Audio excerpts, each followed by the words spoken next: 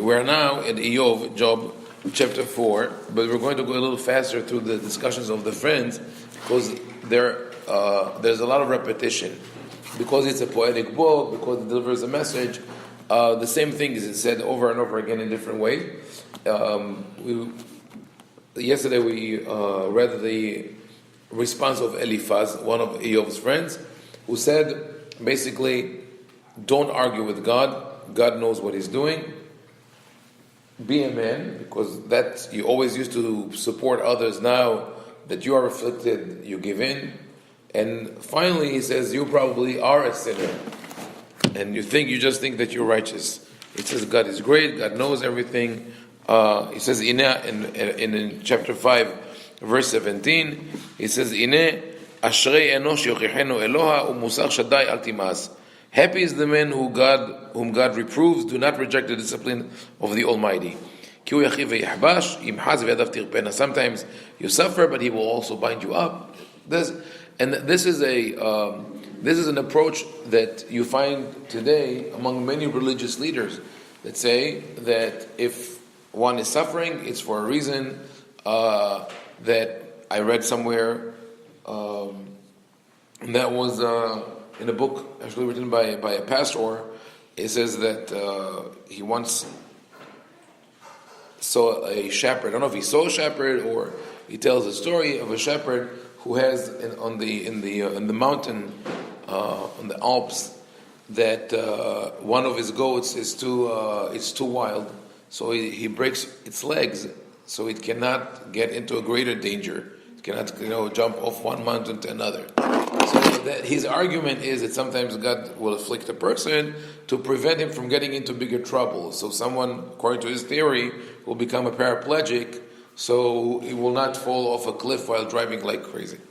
But the question is that person is interested in that? Or is this a kind of life that one wants? But this is what Eliphaz seems to suggest. And like I said, some religious leaders follow that.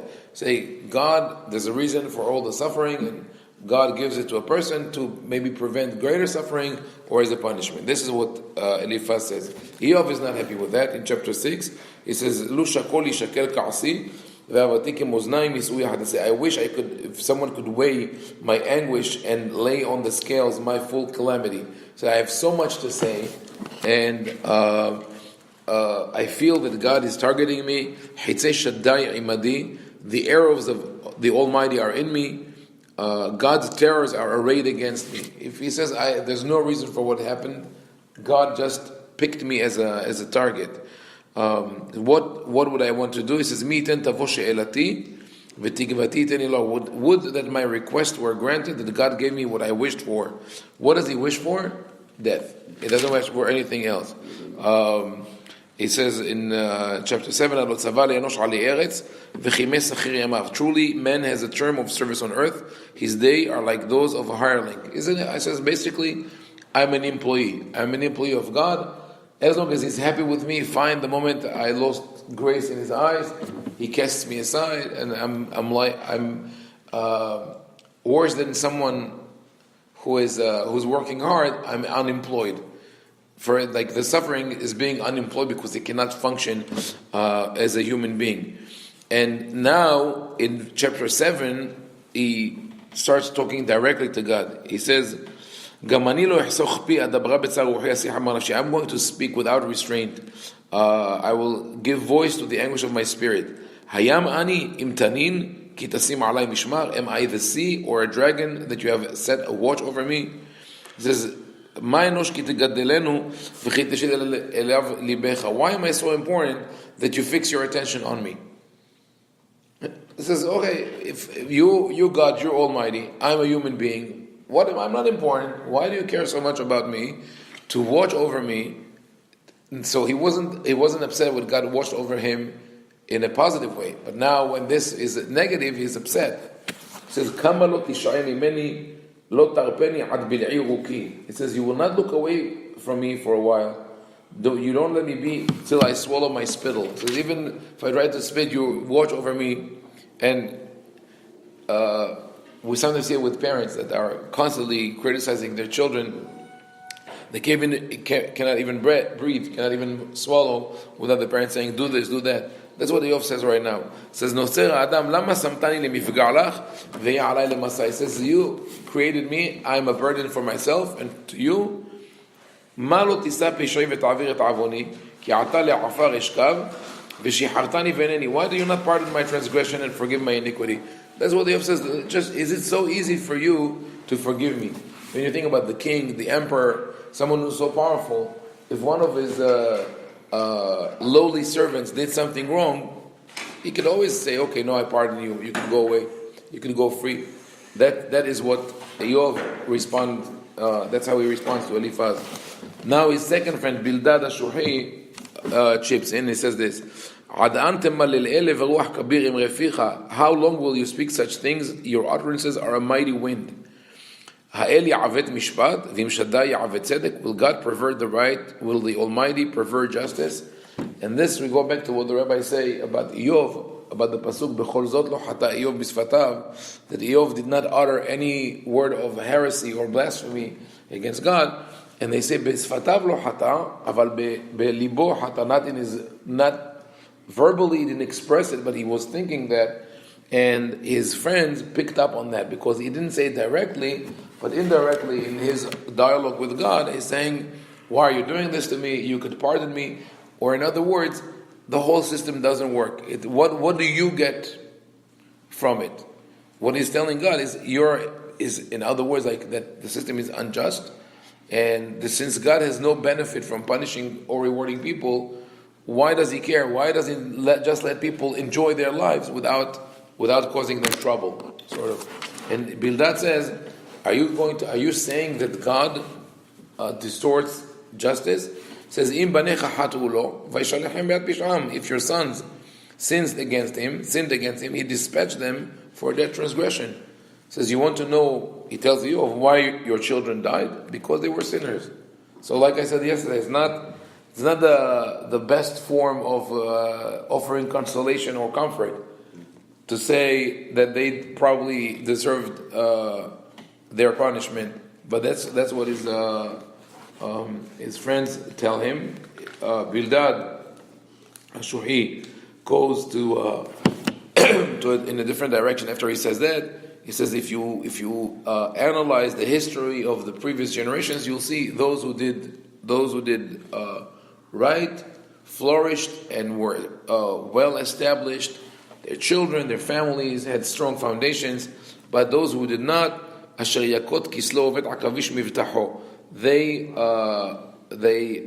who have confidence like a thread of gossamer, whose trust is a spider's web. Basically, he says your trust in God, your faith was very flimsy. It was like a spider's web. And the moment you didn't get what you wanted, it all gave way and did not work for you. Eov answers, I know you're right. Or in other words, you think you're so wise, you're telling me things that I didn't know. I said, I know very well that a man cannot win a suit against God. If I will want to have a lawsuit against God, I will not be able to answer one of 1,000 questions. And then he describes the creation. God can move mountains, can shake the earth, can stop the sun from shining or the stars from coming out.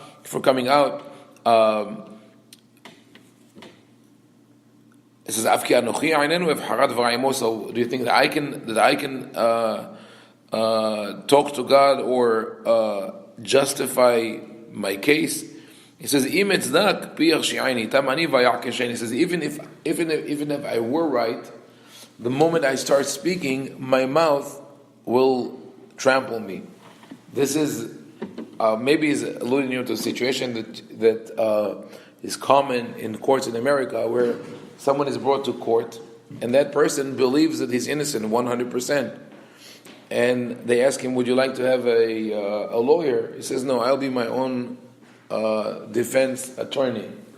And then that person gets more and more entangled. And maybe he is innocent, but the way he defended himself or presented his case doesn't work within the legal system. So this is what Eov suggests here. He says, maybe I am right, but even if I am, I don't know how to navigate God's system, and therefore I will end up as a guilty party. He says at the end of chapter 10, it says,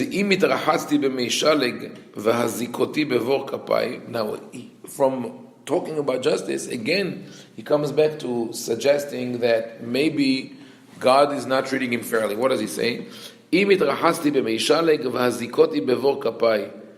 let's say that I will take the effort to wash myself with water that comes from snow melting, like the purest water. Back then it was pure. Today it turns black with pollution very, very fast. But also the idea of snow as the purest element. Also in Tehillim, David says, "Tirchatzeni umisheleg et har tagelna atzamot dikita." In chapter 51, when he speaks about his transgression, he says, "You will wash me, and I will be clear as snow." Also, he says, "Im yu avonotechem kashanim kasheleg yalbinu." That's the verse that is the key for Yom Kippur. That even if God tells Bnei Israel, even if your sins will be red as blood, I will turn them white as snow. So Yov says, okay, let me take that path. Let me wash myself and be pure as snow.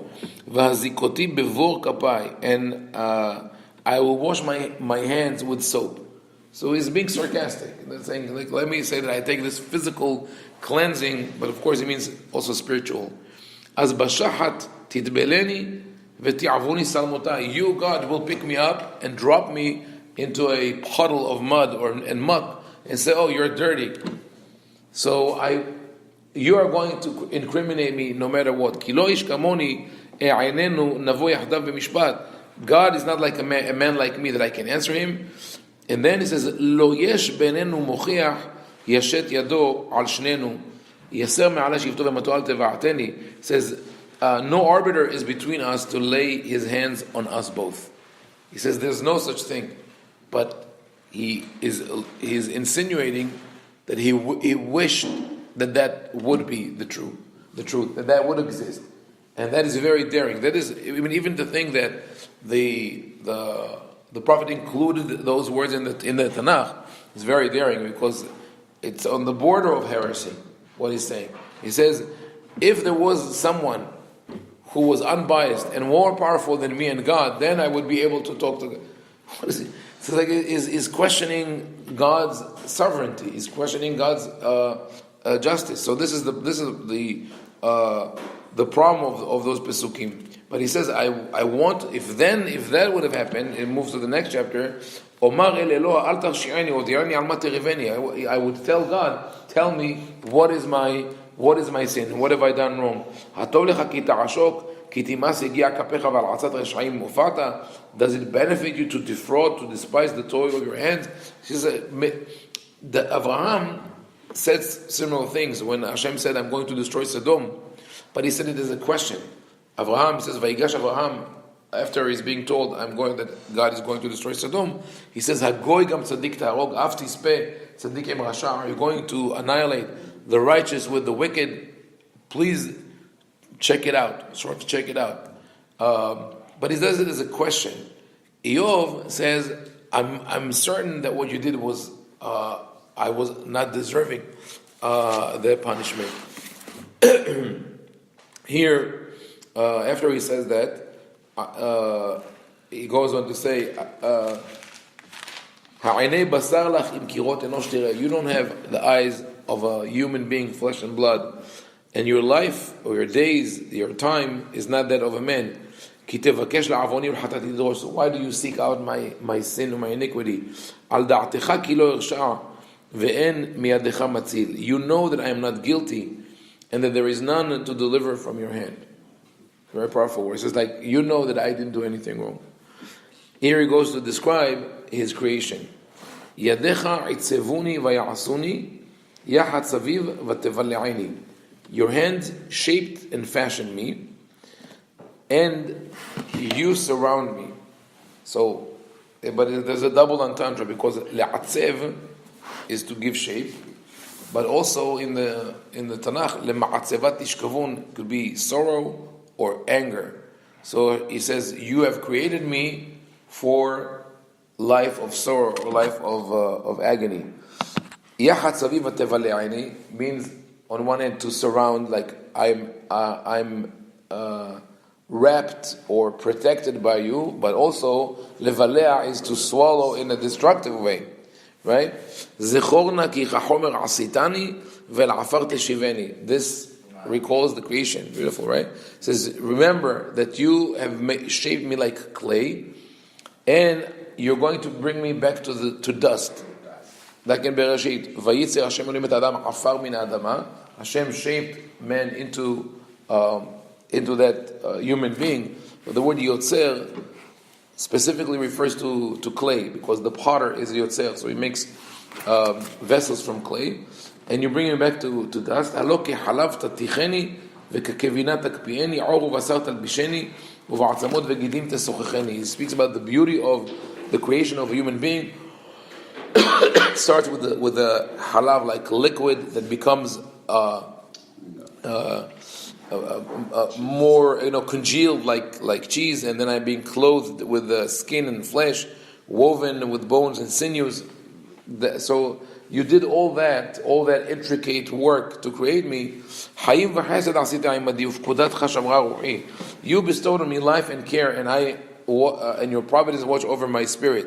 So why would you think that I will sin? Why would you think that I will do anything against you? So after he says all that and he describes the beauty of how man is created, he says, I have one, with all that beautiful process of creation, I have one little problem. Why? What is this problem? He says, Lama merechem otzetani ekvar ve'ayin lo tireni. Why did you bring me out of the womb? It's like, over there was, I was fine. And that is interesting. Like later on in the Talmud, there's a discussion between there's debate between the rabbis, sometimes between the rabbis and the emperor, the Roman emperor, about when does the evil inclination